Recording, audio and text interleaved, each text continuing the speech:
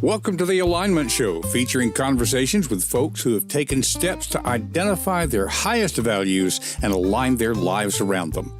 Time on this earth is not unlimited, and you may be seeking to make sure you spend your time on things that matter to you. These conversations will encourage you and support you in doing so. Now, let's meet this week's guest on the Alignment Show. And a good morning, good evening, good afternoon, whatever time of day it happens to be in your part of the world. We hope that it's a good one, whatever it is, and you are once again with us on the Alignment Show. My name is Don King. I will be your host and privileged to introduce or reintroduce to you one of our stars in alignment today. So we will be bringing Kevin on in just a bit. In fact, I'm going to treat him as an informal sponsor. So I would encourage you to go to kevintumlinson.com. Those of you on video, we've got the crawl going across the bottom. If you're listening audio only, that's KEVINTUMLINSON, kevintumlinson.com. I'll introduce him here in just a second, but boy, does he have a lot of books out there, and there's all kinds of books, thrillers and science fiction, nonfiction for authors. You really ought to check it out. Speaking of books, I also want to recognize another of our sponsors, me, or I guess maybe my books. You can find out more about them at donking.com/books. That's DONNKING.com/books. I don't have nearly as many books as Kevin, but I'm working towards it. And there are business parables there that are designed to help you to live your values and value your life. Worth checking out. And there's a free short story that is available on there, actually a couple of them. So please check that out. Another of our sponsors is SalesWise Live. They've already had their April one. I think they're working on one in September. If you think sales and think manipulation, that is not sales wise. It's not wise no matter how you look at it. They have a system that is designed to reduce the stress that you feel in influencing other people and the stress that they feel. In fact, it's about building connections and friendships. It's not about taking advantage of anybody. Ironically enough, not only does it help you sleep at night, but it also makes more money and provides more value for the other partner. I started to say other side, and that's exactly what they're mitigating against. So check out SalesWise Live. You can go there by going to donking.com. Again, that's Don with a double N, DONNKING.com/SalesWise. Remember, you can always get the show notes and all the links we talk about by going to confidencecultivators.com. You see it on the screen and out loud. Simple enough. Be sure that you get the plural in there, though, confidencecultivators.com. And you can find show notes for today's episode and all of our past episodes. Today is episode 85. And we're going to be having, once again with us, Kevin Tumlinson. Now, Kevin's been on the show before, as I'll talk a little bit more about in the interview, so I won't go into detail here, but to tell you that Kevin is one of our stars in alignment. He is an author, a podcaster, a speaker. He has C-suite experience. In fact, he's doing some of that now. He's been a full-time van life person. He and his wife spent, I think it was 3 years touring the country, working out of the back of a van. And no, that's not like the thing from Saturday Night Live down by the riverside. Quite an adventurer, I would say. And so you're going to enjoy this episode because Kevin is in the middle of yet another transition. I know a lot of our listeners are in some sort of transition, and it's going to be useful listening to Kevin and his insights. So let's go ahead and bring on today's guest, Kevin Tumlinson. So welcome back once again to the Alignment Show. Glad to have with us this week, as I've already introduced, Kevin Tumlinson. I've told you guys before, he's one of the people I tend to fanboy over a bit. And Kevin, I'm going to put you on the spot just a little bit because I All don't right. think I've told you this. I consider you to be one of an elite group. I'm calling them Stars in Alignment. Get Oh, the okay. alignment show. And what distinguishes this group of 8 or 10 people is anytime you want to come on the show for whatever reason, you are welcome to be here. Well, I appreciate that. I'll try not to abuse that. Yeah, well, you want to try out some material, and the reason for this for these folks that are in the Stars in Alignment, there are always people who are consciously working on their values and how Yeah, do I bring my life into alignment. So I know anything that you talk about is going to be useful to our audience. that's definitely my ongoing quest is to figure out how to align everything I'm doing with my values. So it's a fit. It's a fit all Absolutely. around.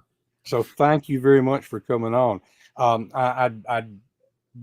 I'm sure I did an intro, not sure what I'll say in it, but just quick background that one of the things that fascinates me about you is all the different things that you have done.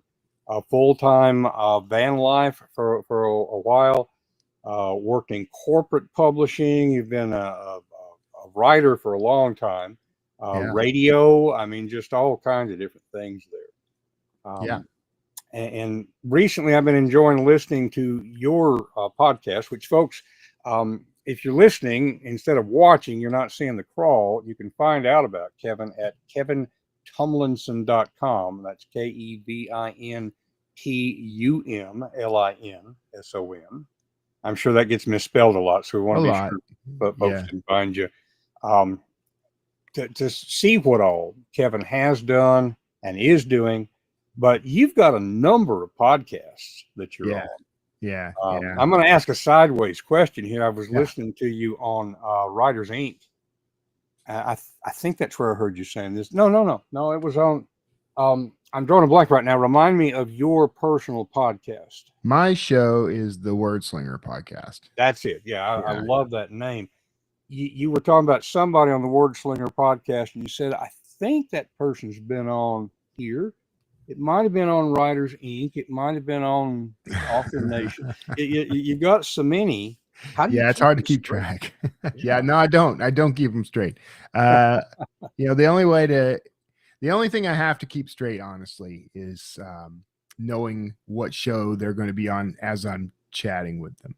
And I have a system for that. I use Calendly to help me schedule these things. I've got a different link for each show.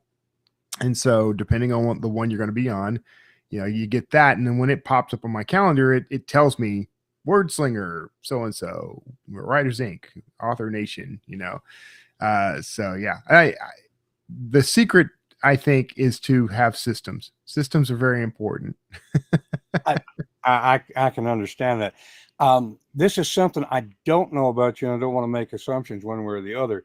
I happen to deal with ADHD, and I find a lot of times people with ADHD come up with really good organizational systems because we have to. Are Yeah, you just a naturally organized person, or is that something you've had to impose?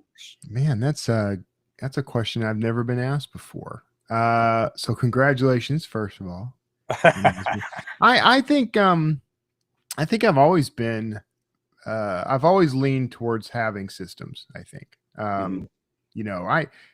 because I know, here's the thing, a secret about me, I guess, maybe this is a downside, I'm not sure, but I do not like having my schedule dictated to me. Right. Like I don't want, this is why I don't do well in corporate environments or even just working for people sometimes Mhm.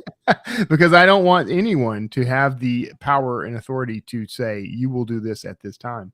Um, I think I'm a much better judge of when I can get things done. So Mm. I came up with, systems as far back as like in school, like how do I get my classwork and homework and all that stuff done as efficiently and quickly as possible so that I can get onto the stuff that's really important, like Okay, that going makes outside sense and to me. playing. Yeah.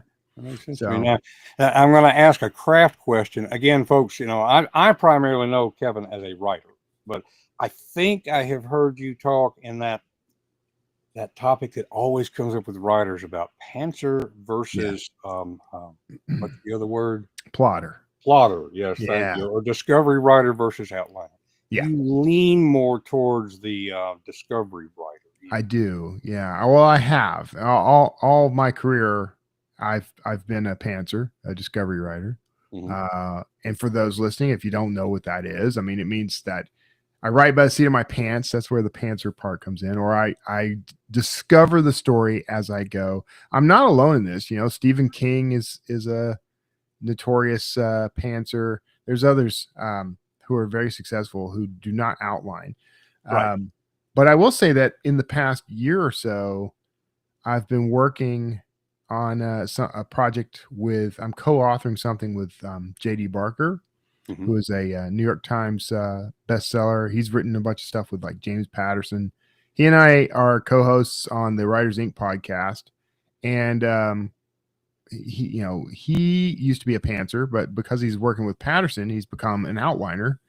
And to do this project with him, I had to outline this book. And Mhm. what it's changed a lot about my approach. I have a more hybrid approach now. I think I had an existential crisis while trying to outline the book because it was so outside my comfort zone. Well, there's the comfort zone aspect, and there's also what I've heard from people who are pantsers. I'm one. Yeah, Who, when they outline, they then lose interest in the book. that's exactly what always happened to me. And so this has been a really good opportunity though for me because um, I am a systems thinker. I do have a process for just about everything. Why wouldn't I have a process for coming up with and detailing the book? And I did. The joke was always that I do outline. I just do it longhand. I just do a long format outline. In other words, I write the book and all the plot points are there. But doing it this way has forced me to reevaluate uh, the way I handle the writing. And since writing this, I wrote it to the outline. I've written nearly the entire book now. What I discovered though is there came a point where I'm like, I'm gonna have to start pantsing in between these plot points because there's a richer story here. So it's a little bit like jazz.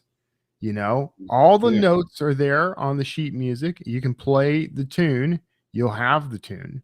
But if you want it to become jazz, if you want it to become music with soul, you learn to improvise between those notes. And that's what I've been doing since taking up this outlining challenge is, where I shine is the extemporaneous stuff, improvising the melody between those established notes.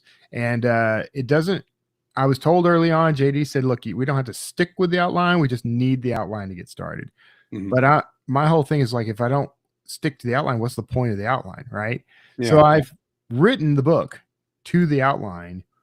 And now I'm going back and, I use my looping process that I've always used to go back and polish and shape things up. In that, I'm actually able to to develop the story in a much richer texture than it would have been. So Mhm. it's become a lot more fun for me. So I think I've stumbled onto a process I'll probably use in the future. That makes sense. That makes Yeah. sense. Are you thinking of the outline almost like a skeleton, and Yeah. the Yeah. muscles and all that's going to develop then as you go? That's yeah. And I totally overdid it with this outline with JD. And he told me after I handed it over, he's like, this is the first time that someone has handed me an outline and I have no notes. I have nothing to Ooh. give you as feedback. And that's both good and bad because one, it made me feel good, Mhm. but two, it gave me my ego that little nudge that I was kind of hoping for, that basically said I can do anything. See, I can outline. It probably would have been better for me to fail at that and get a lot of notes and feedback, but that's not the way it went. And I think I think the book is going to be better than anything I've written previously, Mhm. which I say that about every book, but this one is a little different from stuff I've written previously. So Yeah. I'm looking forward to seeing what people think of it when it's done. Well, and growth is a constant when you're doing the kind of stuff that we're Right. doing. Yeah. Um, and so I don't. Maybe this is a little too metaphorical. I don't think so. Have you consciously extended these insights from writing into how you're managing life? Yes. In a lot of ways, I think, because here's the dark side of this whole story, Don. Mhm.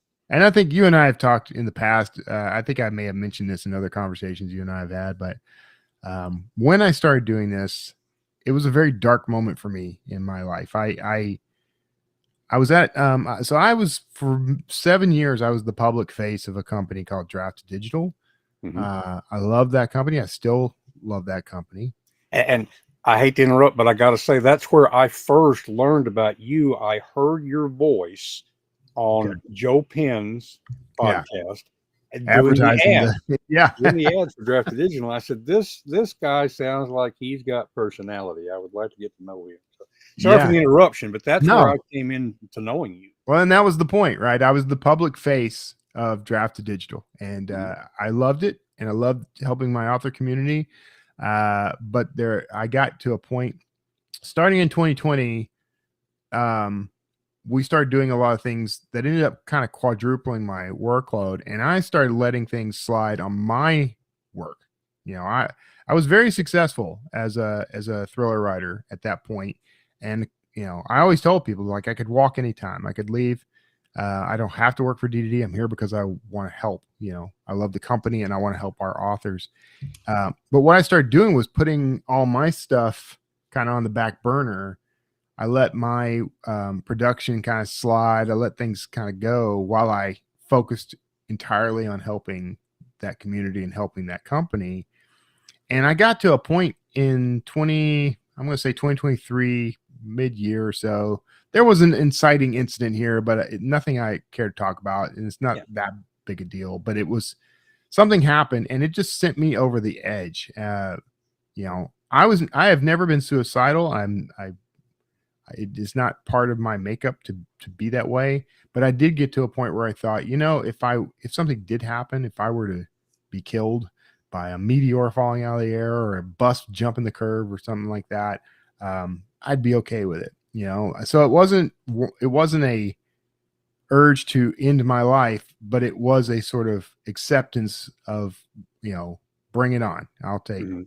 whatever. I'm fine with going out because I was so miserable. And I wasn't writing as much. And if you ask my wife, she'll be the first to tell you, like, the way she phrases it is that, writing is the air I breathe. She's absolutely right. It's, if I'm not writing, I can't be happy, you know? And You're so, probably hard to live with too. I mean, I know that's oh true for yeah, me. Yeah. I'm hard to live with anyway. So when I'm not writing, I'm just insufferable. But yeah, when this happened, when I started talking to JD about this, the first time I tried to outline, I had a complete existential crisis over it, and we ended up dropping that one. And then he heard me interviewing Ernest Dempsey on my show about archaeological thrillers. And he's like, I got an idea for one if you want to try this again. And because, that's more in your wheelhouse. And so we did that. And so it's been a process. You would ask me though, how does this relate? Basically, how does this relate to, does this extrapolate outward to the rest of my life? Mhm. And this process has been a great grounding point for me to learn how to consistently come back to things, even in the midst of anxiety, which I had crippling anxiety at that time, even in the midst of things, because things have gone sideways for us financially the past year. So we're still trying to kind of recover from some of that. There's been all these challenges, and in all that, I still have to figure out a way to be creative, but not in the sense that I need that in order to have that income, which I do, but in the sense that I just need it for myself. It's Mhm. you want to talk about aligning with your values. Though, one of my values is to be a creative power in this world, a creative force. And if I'm not creating, I'm not living my purpose. So all these pushing through and, you know, figuring out how to get this, you know, moving and continue to move, continue to grow. It's been a huge learning experience. It's been about humbling myself as well, because I've always had a pretty strong ego, and I've always kind of operated from the assumption that I know what I'm doing. I've got, you know, I've been successful in this career. Who could really tell me how to do anything any different? But when I'm coming at it this way, I'm coming at it with that beginner's mind again, where, yeah, I know one way to do this. I know my way to do this, but I don't know JD's way to do it. And I don't know, you know, there's aspects of this business that I have yet to learn. And so I'm humbling myself in order to learn those things. And I'm growing as a human being, not just as a writer, because of that experience. The experience of humbling myself in the one area where I think of myself as a master has taught me to approach all things that way. And I've become more sympathetic towards people, more empathetic, wiser, I think, in a lot of ways. Wiser in that I know how unwise I often am. Yeah, yeah. Well, and as for our listeners, I really want to encourage you to check out the Word Slinger podcast. The thing that Kevin's been on the show before, but what led me to reach out this time is that I was listening to the Word Slinger podcast. I thought, you know, especially in your, I forget what you call them. It's after whatever a note at the end. Yeah, the note at the end. You know, yeah, really getting philosophical and deep, and I'm relating to this stuff. And so, Kevin, to me, that's the show. I think that's actually become the show for me. Is the note at the end. I could see that, you know, and so because of what you do, there's very often, maybe not always, but very often a writing focus, but it goes far beyond writing. I mean, that's just so useful to people. Yeah. So, and I was so impressed in hearing you talk through the issues. I think one of the reasons that it's powerful, you know, you're very, I would say you're aware of your successes. You know, there's not false humility there. You know what you have achieved. Yeah. And I've already said in this episode, you know, I fanboy over you a bit. There's 3 or 4 people like that I've been honored to talk with, and to be able to hear that, you know, even Kevin has these struggles. Yeah. That's encouraging to those of us who are not there yet, so to speak. It also brings up, and you're in a position to really comment on this, because between the podcast you've already done, Word Slinger, Writers Inc., you guys talk to some what I would consider to be just really high achievers. Yeah. I can't help but wonder if James Patterson, for instance, still has imposter syndrome from time to time. Do they realize how much they have achieved? And so, you know, yeah, I do talk to a lot of big name authors, and I've talked to other celebrities as well. I can't answer for certain with James Patterson because I haven't gotten to talk to him directly.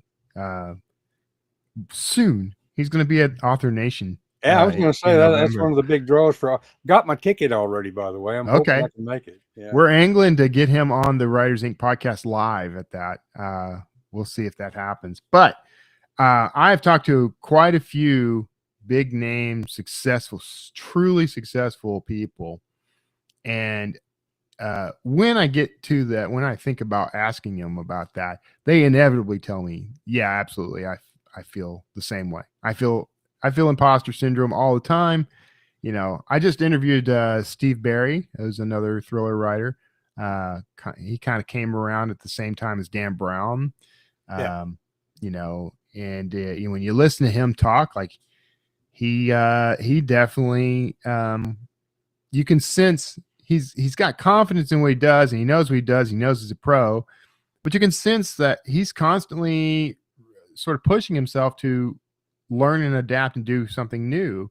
You know, right now he's working on, he wants to write a book in under 80,000 words. I'm like, that's okay. You know, for the indie author crowd, you know, that's no sweat. But you know, you have to realize, like, he came up in a system that his genre of books, you must write 100,000 words. That's just the way it is. And so he's never experimented with writing less, so, he's pushing himself. Well, that's an indicator right there. When you are constantly, even once you've succeeded, constantly dabbling with the formula, it is a sign that you maybe feel like you haven't reached the absolute pinnacle of success yet, that there's still a way to go. And, all of us deal with imposter syndrome. I certainly do. I mean, unfortunately it can be kind of crippling at times, but it doesn't seem to matter. Even in the heyday, like at my most successful, right now, things are not quite at the level they were, say, in 2019 or whatever. But I do pretty well, but I don't do as well as I have done in the past right now. So there's that. That's like a kick in the butt, like, well, why aren't you doing that well? What happened? And let's ask this: you've been in the business long enough to know that everything goes in cycles. So intellectually, this too shall pass. Yeah, it always comes back around. And in talking to Steve Barry in this past Wordslinger podcast, he basically said the same thing. He's like, right now, our genre is in a slump. It does this from time to time. It was riding a high for a real long time. And then, right now it's down and romanticy is king, but it'll come back. And I'm like, okay, well, at least we know it'll come back.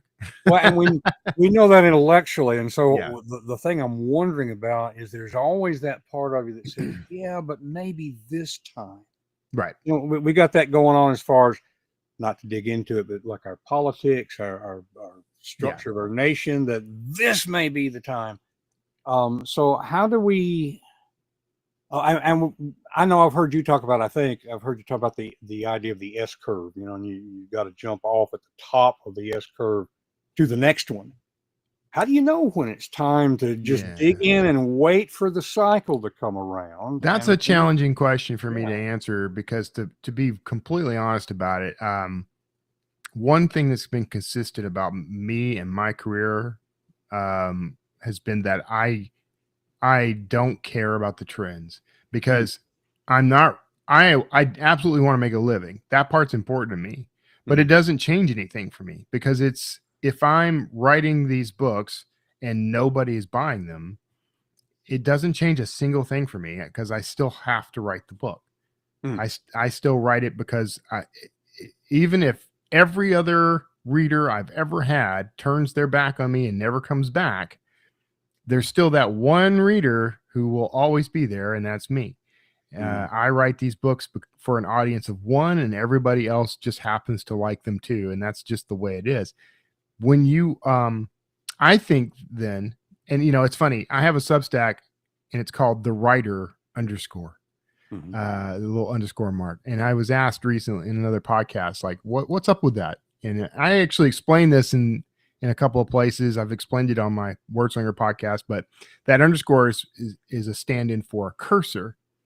And the short version of the story is like, when I needed a name for my Substack, I at first just called it The Writer, and it just didn't fit. Something about it didn't click for me.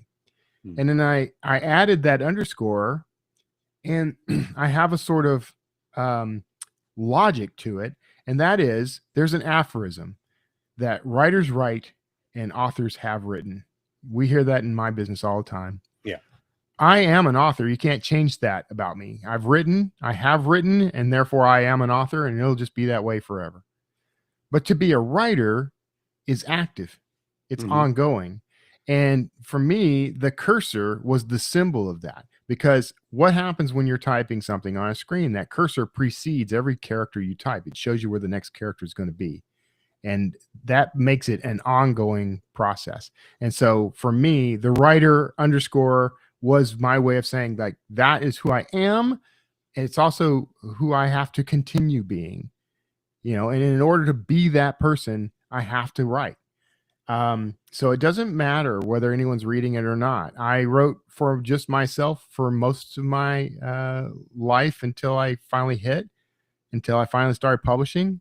And if it came back to that, I guess that's just what it would be. Sad, maybe, that I'm not getting the kind of readership I want or whatever. But I don't think that's going to be a problem. I have a pretty steady reader fan base right now. Every time I put something out, it does great.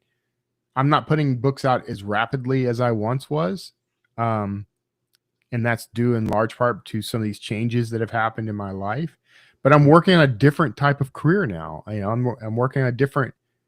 Dan Brown, the last book he released was Origins in like 7 years ago. And he's now releasing Secret of Secrets. And there's a 7-year gap between those books, and he's still selling millions of copies. And I'm like, okay, I have a new benchmark for my career. And that is I don't want to go 7 years between books. But I want the ability to go 7 years between books and still have nice, rabid readers. Yeah, would be nice. There's another JD out there, JD Salinger, who reportedly wrote numerous books that have never been released and that he doesn't intend to release. He was writing for himself. Quick curiosity question. Kara is your wife. Does she read your stuff or not?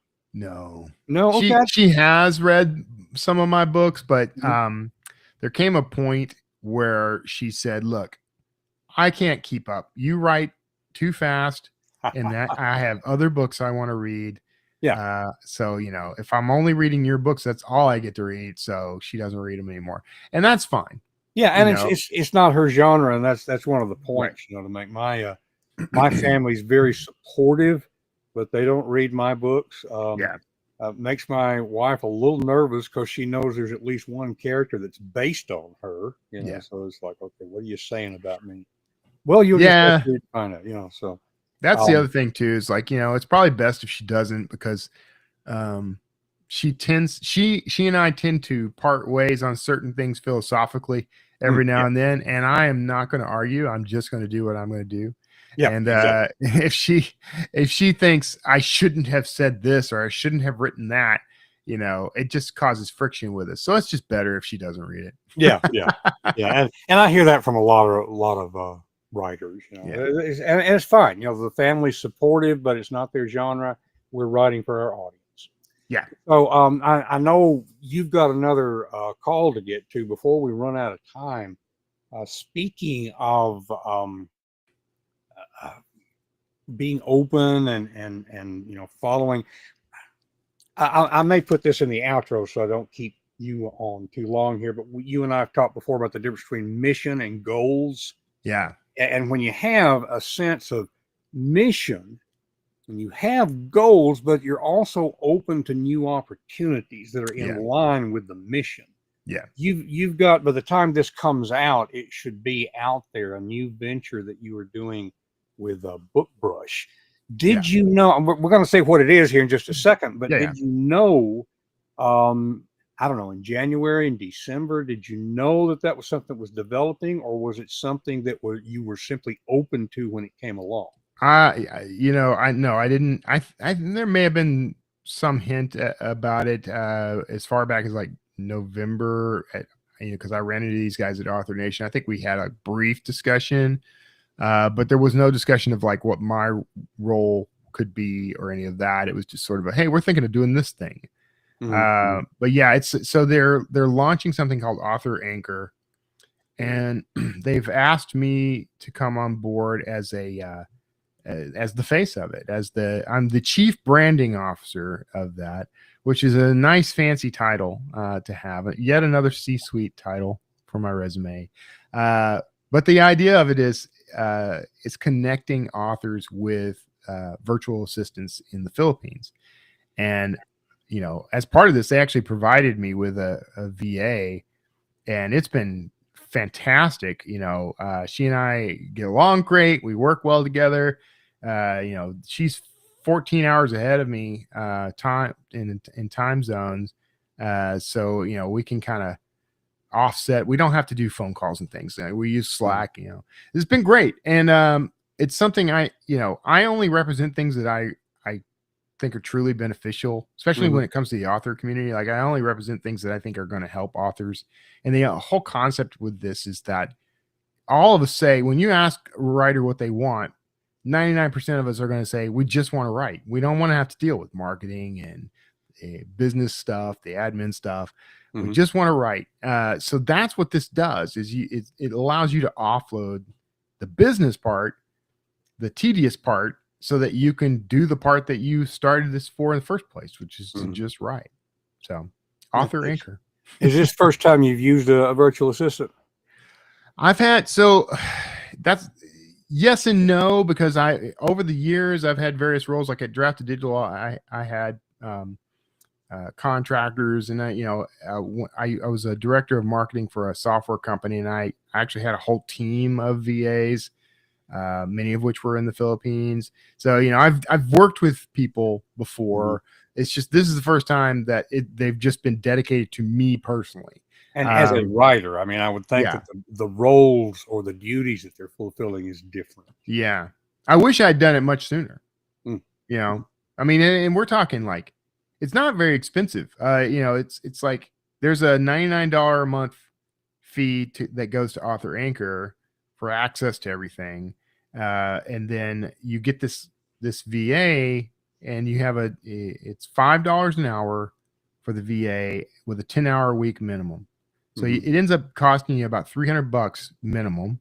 You can go higher, but the thing is, for that $300, like, she takes care of a ton of stuff that that was taking up all my time all week. So it's just, I'm like, okay, I get this now. This is incredibly useful because I have access, and it's one of the great things about doing this through Author Anchors. Like, they're actually training these VAs in all the things that our community uses. Like, they just did a whole book funnel training this past week to teach them how to use book funnel on behalf of the author, how to set it up, how to run promos, how to, all that stuff, direct sale stuff, all that. So all these things that we're told as authors we need to do, and then we sort of dread because, all we really wanted to do was write our stories. We can get someone to help us do that. I will say this, and this is sort of my transparency, full disclosure thing. First week or so that I was using her, it was like, well, what the heck, man? I feel like I'm working for this person. Like, I felt like I was doing training. I had to do I had to set everything up but now it's just a quick note in Slack. I use Notion to organize stuff. So I just I put the task in Notion, and she's got all her links. She's got everything she needs. And so it's just real quick, real easy to do. But anyway, that's my new current venture. Very cool. I'll bet that that training thing is one of the big barriers why people don't use, because I do that same thing. I think I could really use some help, but I don't have the time to train them. So there'll be a system to kind of help with that. Yeah. I will say one of the things they're doing, we're going to refine this as we go, but the point is to, they're going to be able to do all these things for you that you won't have to do for yourself. There is going to be this sort of onboarding time. So they are, we're working on ways to streamline that for the authors as well. And maybe that's, here's a walkthrough, here's a process for you. Here's another VA who can walk your VA through whatever, I mean, we're looking at all kinds of ways to do that. Yeah. I'll tell you this, and I haven't cleared it with them, but I promise they'll do it. But if people listening to this, if you happen to be an author, or if you're just looking for a VA, you could do this as well. But if you happen to be an author looking for a virtual assistant or considering it, and you're a listener to this show, if you go to authoranchor.com and you can sign up to talk to, her name is Moesha. She's the head of all this. She's a VA herself. She's going to walk you through it. But we can give you the first month for, instead of $99, it'd be $49. If you tell her that Kevin Tumlinson sent you from this podcast. Okay, very good. Making a note there. Yeah. Now you'll still have to pay the VA. That's Sure. separate. So it's $5 an hour for a minimum of 10 hours a week. Really is not much money, honestly. I mean, it's a lot of money for some people. I don't want to belittle that, but it totally worth it. Yeah. When you're at a certain level in your career, having the help is worth more than the dollars that you spend. So Exactly. let's make, because we're running short of time, let's make some quick points about some objections I might anticipate. Okay. When we are outsourcing this to somebody in the Philippines, it is a win-win. We get it for less money. Yeah. They make more money than what they could make in the Philippines doing other stuff. So that's true. If you look at the exchange rate of the US dollar versus their currency, like my VA she's getting her master's degree right now. She's paying for, she's better off than I am. She has no student loan debt because she's doing this work. Yeah. She lives in a nice home, a nice apartment. She does have a roommate, but the two of them are able to easily afford a very nice apartment. I've seen it in video. So yeah, that's another question I think people are going to ask, but I've looked at this all kinds of ways. It's not taking advantage of somebody over there. No, it's no worse really than the gig economy here, like Uber and that sort of thing. Also, it's not taking a job away from somebody over here, because this is the kind of thing that most in this country are not going to want to do, number one. Right. And number two, if we were paying, instead of $5 an hour, $50 an hour, most of us authors are not going to be doing that anyway. So yeah, just to anticipate some of those objections there. Yeah, I mean, I that one's a little tougher, I think, because I know that there are people in the U.S. who do this kind of work, but I always feel like it's a very different kind of service. And I've used those people, like I said, I've used contractors, and I typically pay them quite a bit more, but they're also much more specialized. Right. So for example, I have had at various times, I'll bring copywriters in to do work on my behalf. And I pay them a current rate for copywriting. If I were to hand my VA something and say, look, I need copy for this, she would do, I think, the same level of quality as what I could get from ChatGPT. So that's not something I would need. Right. Right. For less time than it's going to take me to edit what she hands me, I could just write it myself. So if I truly need someone to do some really intensive, high quality web design, graphic design, copywriting, I hire contractors. So yeah, I don't see this as taking jobs away from anybody. This is it's just a different class of job. Honestly. Exactly. Yeah. Just want to reassure folks about that. So yeah. Kevin, I know you've got another call coming up, so want to give you time for a bio break there. Yeah, thanks. Once again, thank you so much for coming on here. I think your insights are valuable for our audience, whether they're writers or not. I mean, just the idea of being able to take the combination of pantser and why do I resist that other word? It's in your DNA. Yeah. Plotters. Outliner. I mean, I know what we're talking about here. Yeah. Plotter. There we are. A plotter. Just taking that insight out there is useful for our listeners. So we've got on the screen kevintumlinson.com. We'll put it in the show notes. Authoranchor.com. Yeah. We'll put that in the show notes. I'm going to link to Author Nation because we've talked a little bit about that. Yeah. And we'll look forward to you coming back on the show anytime you want to talk about stuff, man. Okay. I mean, it's going to be valuable for our audience, and I hope it's good. You're busy, but I hope it's time well spent for you. Absolutely. Always. It's always time well spent for me. I appreciate chatting with you, Don. Always. Thank you. This is just fun, which is the main reason I keep doing this podcast. That's why I'm here. Well, I'll turn it back over to my, I don't know if it's my virtual self, it's my other self, I guess, to close up the program. And there we are. Wow. Just so great to have Kevin on with us here on the Alignment Show. Always great having a conversation with him. Wish I could have more. It used to be that I would go to Austin, where he now lives, every year for a major conference. I'm not going to Austin anymore. I don't know, but I am going to try to be at Author Nation coming up in November. Got my ticket already. We'll see how that goes. But in any case, as we get ready to wrap up this edition of the Alignment Show, I mentioned that thing about mission versus goals. It was one of the things I was interested in digging into with Kevin. Some people can be so goal oriented that when a new opportunity comes along, they just say, well, that doesn't fit with my goal. I'm not going to do that.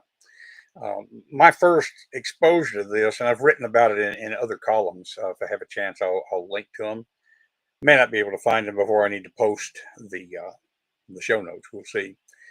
But let's just give you the gist of it here. I came across this in a book called Life 101. And the idea is that mission is discovered, goals are set. Mission is often figured out in hindsight, looking back over life for a while, whereas goals are looking forward. Goals are mileposts. Goals end, but missions do not. So metaphorically speaking, your mission might be west, going west. And so my goal today would be Nashville, and then Memphis, and then Little Rock, and keep heading west. Eventually I get all the way around the world. The goals will end, but the mission will continue. Maybe I'll jog north a little bit, and then my next goal becomes Kansas City, and then someplace in Montana. And so sometimes we can be so focused on the goal that we don't realize that an opportunity that comes along actually fulfills our mission better. And so it just impresses me that Kevin has a sense of self and ability. He knows what he's good at. He also knows what he's not good at. He didn't go into detail about some other things that I know he has done that didn't last for a while, because after he got into them, he realized they weren't really supporting his mission. And so, folks, I want to encourage you, whether you're a writer or not, take those lessons and put them into play.